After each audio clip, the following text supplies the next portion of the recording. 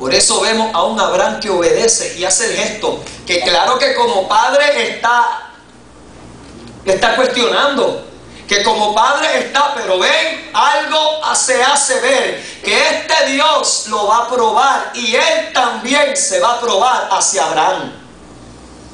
Y cuando él ensambla aquel puñal, escuche bien, y tienen allí, y su hijo le dice: Padre, ¿y dónde está la ofrenda? ¿Dónde está el cordero?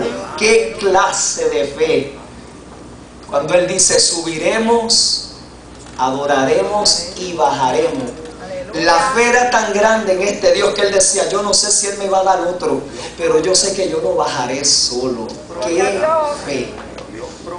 Ve que él está viendo algo distinto en este Dios. Si se lo ha dado, él piensa, su fe fue tan grande que él pensará: él proveerá, él me lo dará, él hará provisión de mí. Ven que cuando va a ensamblar, aquella voz del cielo le dice: no lo haga. ¿Qué le está diciendo Dios? Yo no soy como los demás dioses. Ahora yo te probé y tú me vas a probar a mí, porque lo que yo te doy no te lo quito. La prueba de dejarlo vivo, Dios, esa es la forma de él ver a Dios, un Dios distinto. Y él decir: este no es como los demás. Aleluya. Bendito Dios. Lo que da no lo quita, lo que da lo promete. Aleluya. Y ahí está el pacto. Y escuche bien, cuando usted lee Hebreos 11, Hebreos 11 dice que Dios tomó esa ofrenda y el acto como si Abraham lo hubiera sacrificado de verdad. Eso está en Hebreos 11. El acto fue tan impactante y tan real para Dios que fue como si él hubiera aceptado verdaderamente el sacrificio. ¿Ves, iglesia? Y por medio de Abraham, usted y yo estamos en ese pacto, en ese convenio.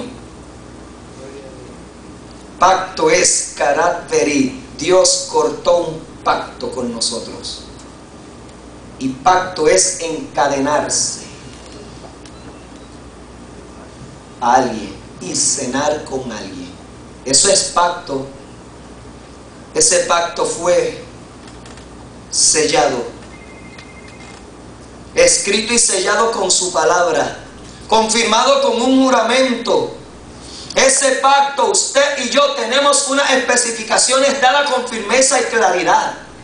Ese pacto hecho hacia nosotros tiene buenas resoluciones, tiene una determinación a servir al pueblo.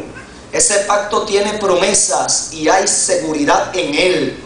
Y al pactar allí, ven, por medio de profetas como Isaías, está diciendo aquí: Jehová me llamó desde el vientre, desde las entrañas de mi madre. El gran autor de la redención presenta desde los cielos las credenciales de autoridad, aleluya, a través de esa promesa. Escuche bien: tuvo mi nombre en memoria.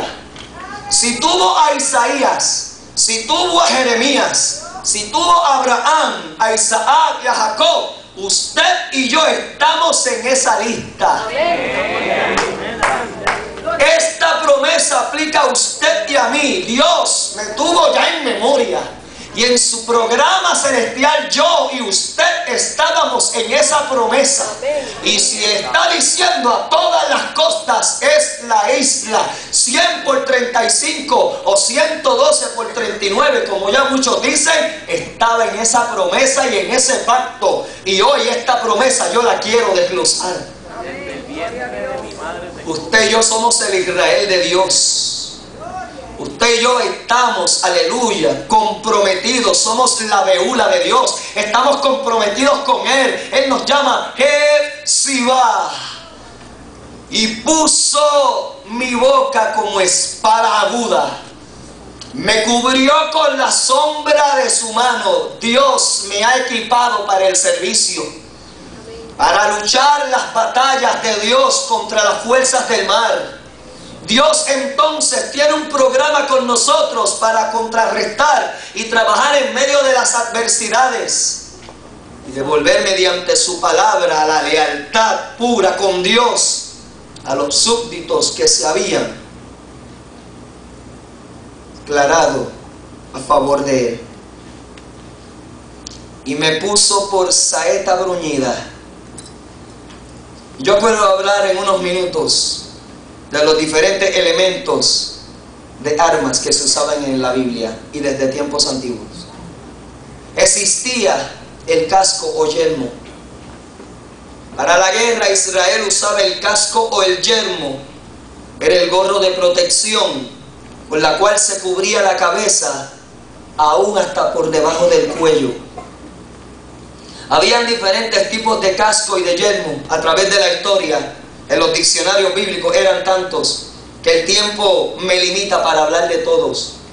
Pero aparte del casco existía la coraza o la cota de malla. Se llamaba coraza o cota de malla. Esta se usaba para defender el torso. Cubría desde el cuello hasta la cintura del soldado. Unos eran hechos en cuero endurecido, la cual allí se ajustaba, y existía otro hecho con placas de metales que se recubría totalmente con metal. También era como una especie de túnica compuesta por diferentes tiras metálicas horizontales unidas con pequeños anillos.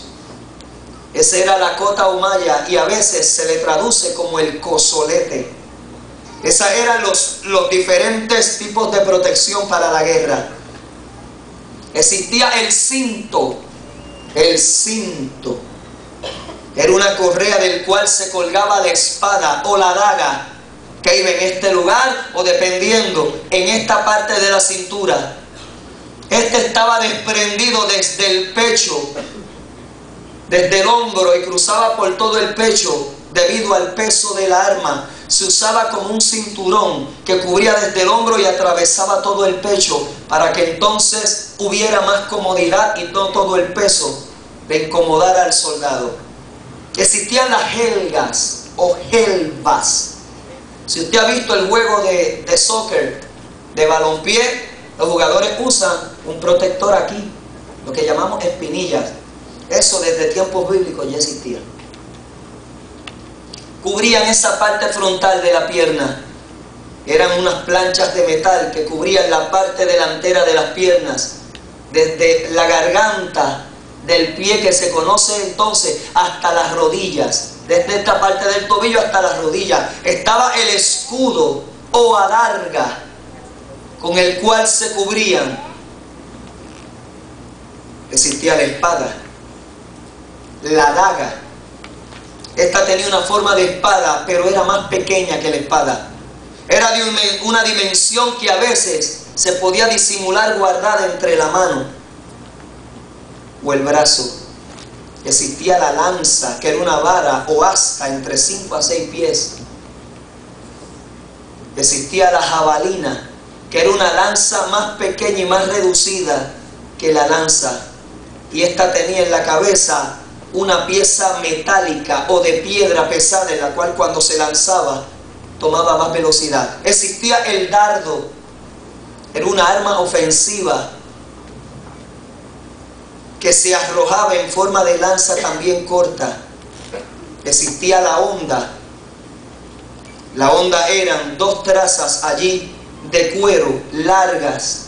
Estas cuerdas de cuero eran hechas de nervios también de animales, y se tejían, porque en medio tenían una más ancha en la cual se ponía la pieza o la piedra. Y esta existía, y tenía que haber una destreza grande para aprender en medio de darle las vueltas, soltar una y arrojaba al blanco el arma que se lanzaba hacia el objetivo.